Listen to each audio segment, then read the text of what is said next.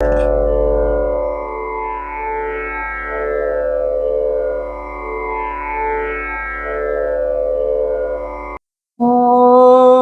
श्री परमात्मने नमः।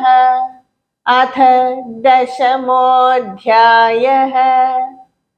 This is the 10th chapter in Bhagavad Gita, and the name of this chapter is Vibhuti Yoga.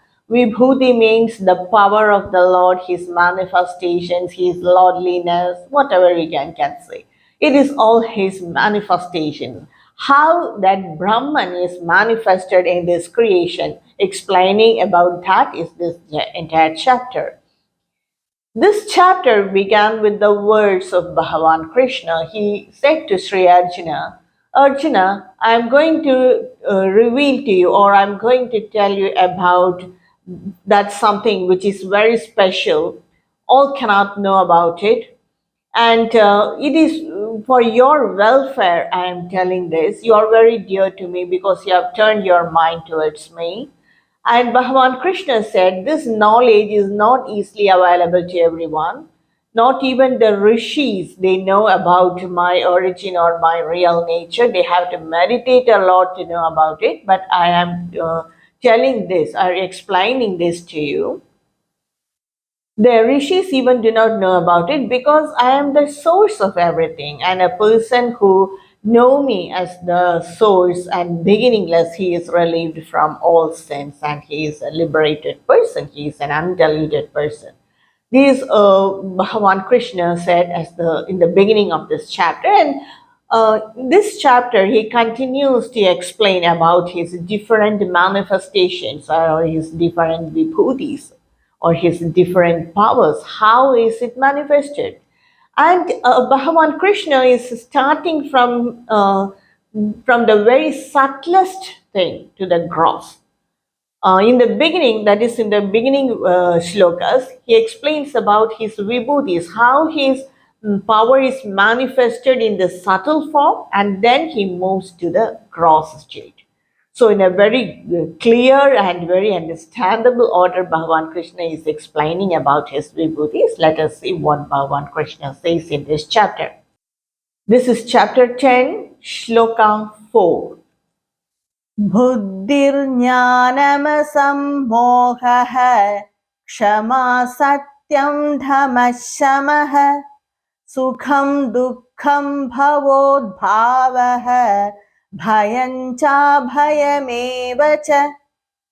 Bhagavan Krishna says that buddhi means intellect only, but here in this context it means the complete antakarana. Antakarana is the combination of chitta, ahankara, mana and buddhi.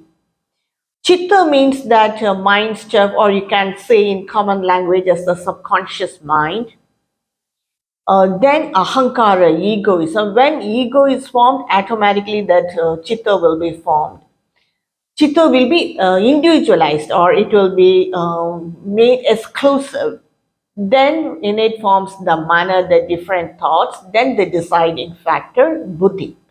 So all these are the different functions of the thought only, but it does different functions at different times. So antakarana, the complete antakarana, it came from me. It is my power, Bhagavan Krishna is telling. Buddhir, jnana, definitely the power of wisdom, the power of the self-knowledge. It is the vibhuti of Bhagavan.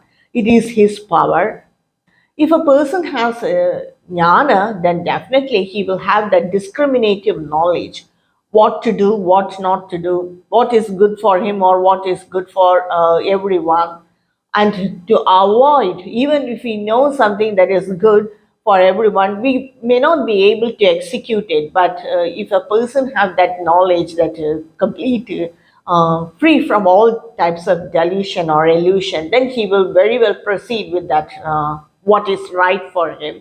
That discriminative knowledge, that is asammoha, non-illusion. He has that clear discriminative knowledge that came from Bhagavan. It is the vibhuti of Bhagavan. Kshama means forgiveness, patience. It's a very great quality. It is the quality that something, it is very divine. All will not have that mentality of kshama. Maybe some people will have patience, but all cannot excuse everyone at all time. Even if someone hurt us or insult us, the mentality to forgive is kshama. And this kshama is of three levels or three types. Anyone can hurt us or cause injury to us on the physical level. So we should not even consider it or take that person or think ill about it, even think ill about that person. It's that's what his ignorance, he did it, just to ignore like that. That is the forgiveness at the physical level. Next is the mental level, and this is very common. Many people insult us. If we do not have the same idea or thoughts like others, then they will insult us or they will slander us or they talk ill about us. Just ignoring everything as ignorance, that is kshama. Not even thinking ill about them, not telling more than telling a word against them, not even thinking ill about them. Just it's their idea, so that's why they are telling. Just going like that. How many people are there like that in this jagat? It's a very rare quality. Insult or hurt at the deeper level, that is the intellectual level. When someone talk ill about our talent or our buddhi or our knowledge, then we feel so bad, or we may argue with them that what I know is right. Many people argue with them, or they feel so depressed that someone has not recognized our talent, or someone has not said so great about the talent. We feel like that about great about our knowledge. So all this should not be taken care in the least sense, because an individual is the Atma and all this is Maya. So to just ignore everything, that is Kshama. Not even ignore, forgive them. It is their mind, they are talking. So what's there for me? I am the Atma. So just that great jnana. If we have jnana, then automatically Kshama will come. So forgiveness, patience, that is kshama, that is the vibhuti of Bhagavan. It is the power of Bhagavan, definitely. Because so many people talk so ill about Bhagavan. He himself said in this last chapter, without knowing me completely, many people talk ill about me. They do not know me, but Bhagavan, he doesn't care for anything. Even if that same bhakta, at some other time, if he go and worship Bhagavan, then he will just embrace him and give him all the good. So that is Bhagavan. Definitely, Shama is the quality, the vibhuti of Bhagavan.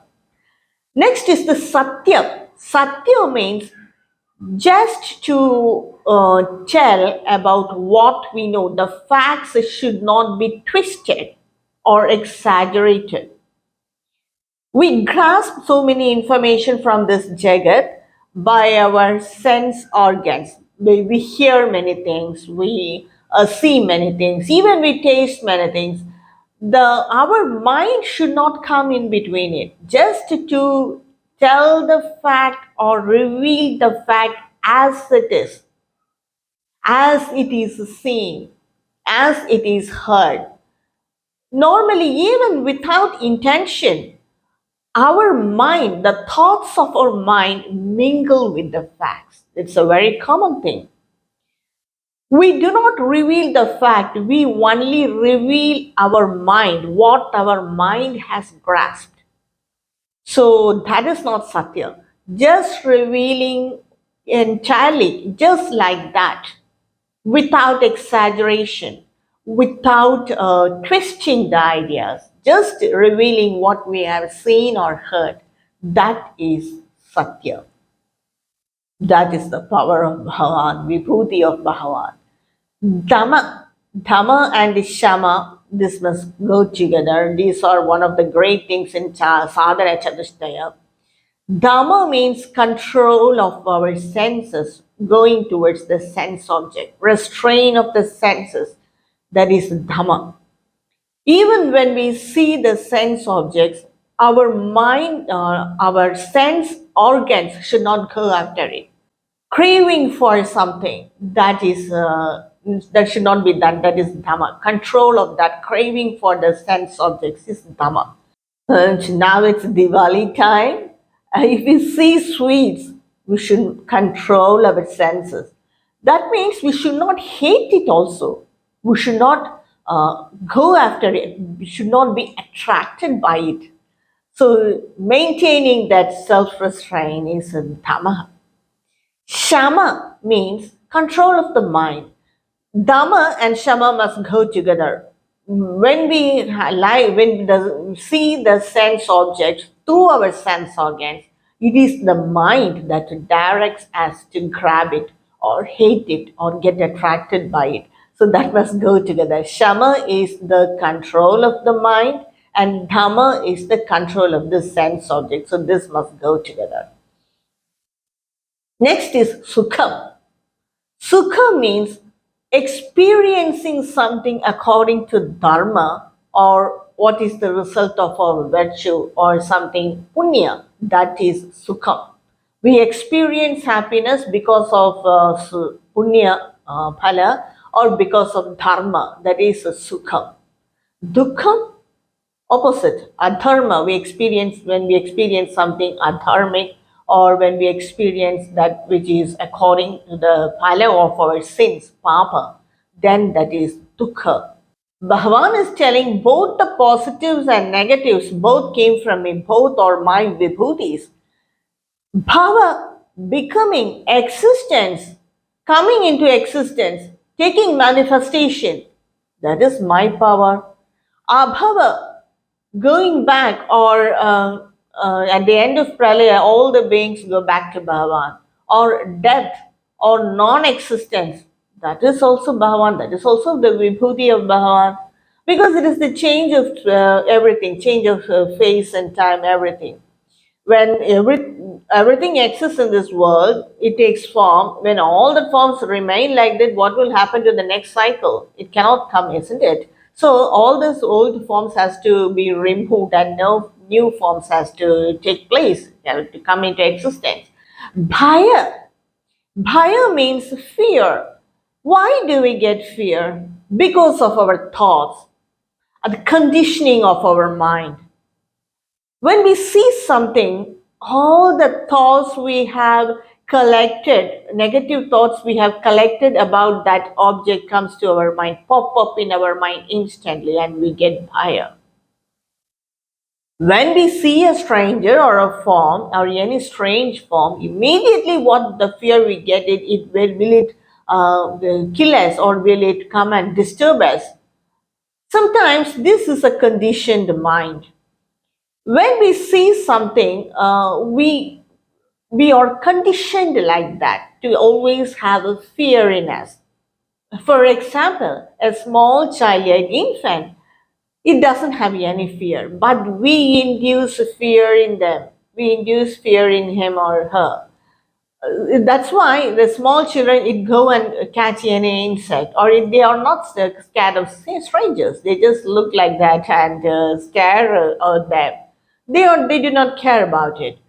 Why? Because their mind is not conditioned in this birth. Sometimes, even due to prarabdha karma, the infant may get fear, but that is very rare.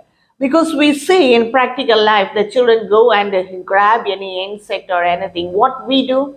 We induce fear in them. We can very well remove the child or tell the child that you should not disturb that insect. It is just like that, like us. So we should not disturb its movement. We can tell like that.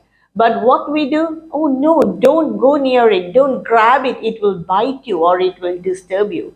So this causes fear in the mind of the child, and it remains in them because it's formed at a very young age. It remains in the child forever in that birth.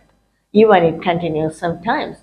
When we do not have, what the psychology says is, when we do not create the vibration of fear, any insect or anyone will not disturb us. It is our vibration of fear or our vibration of overpowering that object or that being or that insect, it to safeguard it from that vibration, it disturbs us. It is a psychology.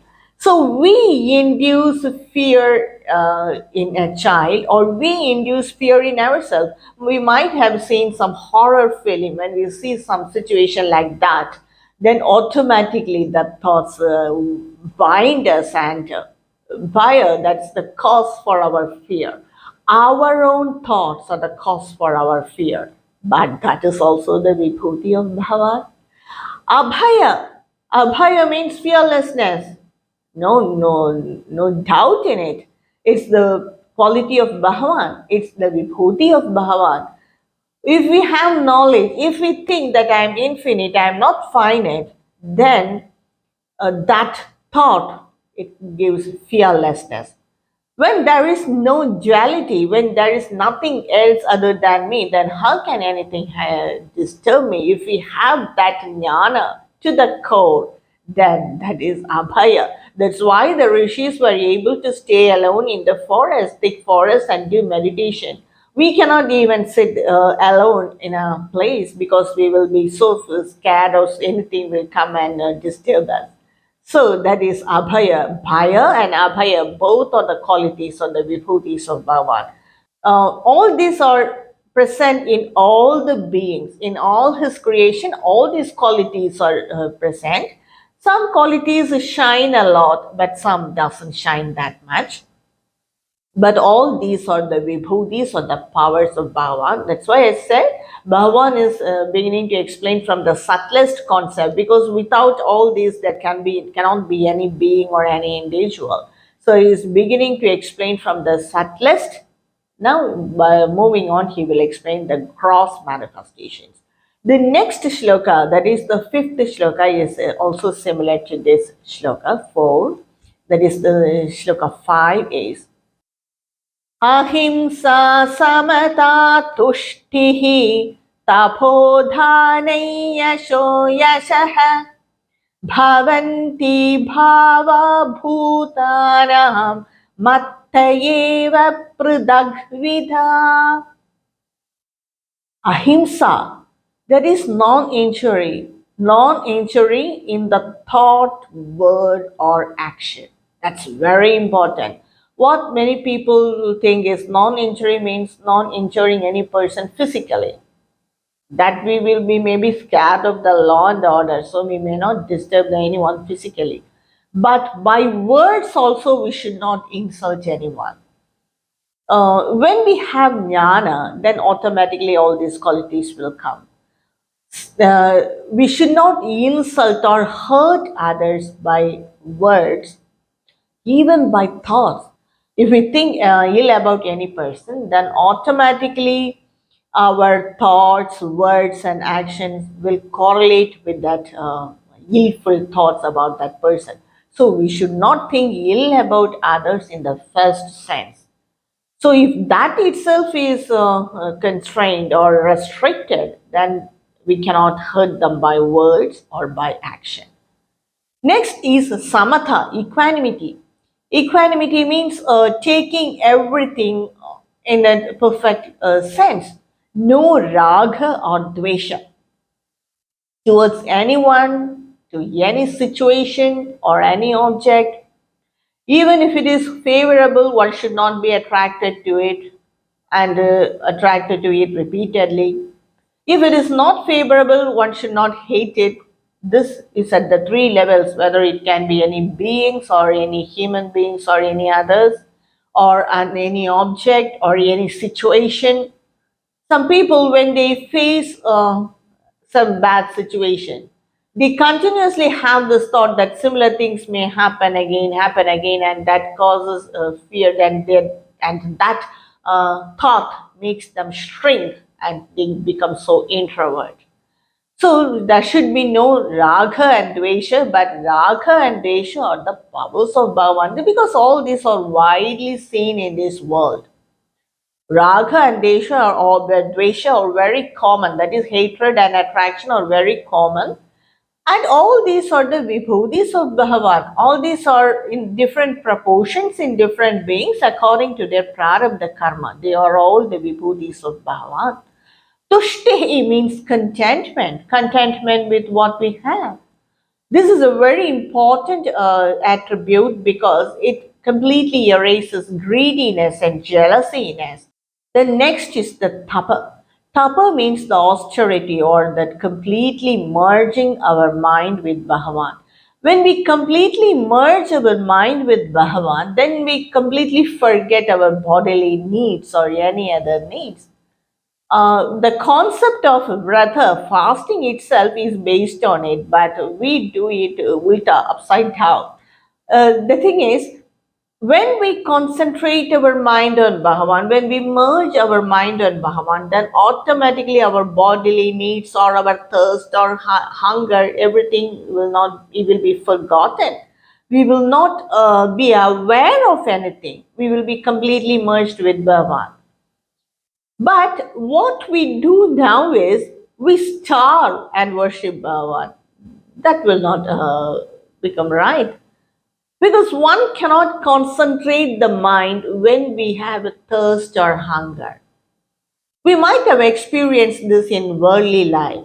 When we are so much involved in our work, then we skip lunch or dinner. We may not even drink water because we will be so much concentrating on the work we do. Just like that, when we concentrate our mind completely on Bhagavan, then all our bodily needs will not be taken, will be ignored, or we will not be even aware of that bodily needs. So that is tapa. Dhana is a very important thing, and I think, it's the most misunderstood concept in the Vibhuti of Bhagavan. Dhana means giving or sharing what we have with others in the right place for the right person at the right time. This is very important. We should not give everything to give others forcefully to earn name for us or to earn fame or anything like that. Some people, they just dump their old goods to others. That is also not dana. If they want it, if they other people need it, that if that object what we give to others is really of need to them, then it is dana. And another important point to be noted in dana means when we give dana or what we share, what we have with others, we should not get anything back from them. Then it is not dana, it is bribing that person. So dana, very important thing, it should be given to the right person who are really in need at the right time and at the right place. It should be given with respect. There are so many things. Bhagavan itself will explain that in the future chapters, that how the dana should be given, the three types of dana. So dana is definitely the vibhuti of Bhagavan. The next is yashas. Yashas means fame. When we do some work that is really useful for others, when the others use our hard work or our work, then automatically we get yashas, fame, without any advertisement or anything. Because when it is of helpful to others, automatically people will know about it and the fame will come to us. But many people, they go after this yeses in a very wrong way. Even though it is the vibhuti of Bhagavan, it should be earned in the right way. It may take time or it may await the time for a long time itself. But yeses is something that we earn for the good work we do to others. That is yeses. Ayashaha. Ayashaha means non-fame. When we do any adharmic act to others, then everyone will hate us. So when we do dharma, any dharmic act which is helpful for others, then that is yashas. If we do any adharmic act and if others are disturbed by that, then we earn ayashaha. Ayashaha means ill fame. The next Bhagavan is telling in the next line, different vibhutis, different attributes, they came from me only, matta, from me only.